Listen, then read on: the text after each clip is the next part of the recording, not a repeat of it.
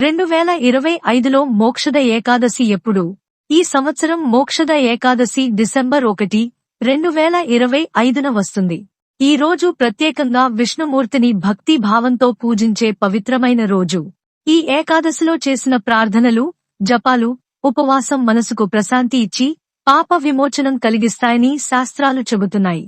ఏకాదశి రోజు సాయంత్రం 7:01 ముగుస్తుంది. ఉపవాసం ముగించాల్సిన సరైన సమయం మరుసటి రోజు, అంటే డిసెంబర్ 2 ఉదయం 6:58 నుంచి 9:03 మధ్య భోజనం చేసి ఉపవాసాన్ని పూర్తి చేయాలి.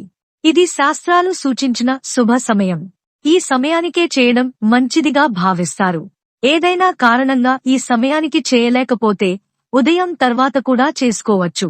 అయితే తప్పనిసరిగా అదే రోజు మధ్యాహ్నం 3:57 లోపు భోజనం చేయాలి. ఎందుకంటే ఆ తర్వాత సమయం శుభం కానందున ఉపవాసం పూర్తి చేసినట్లు పరిగణించబడదు.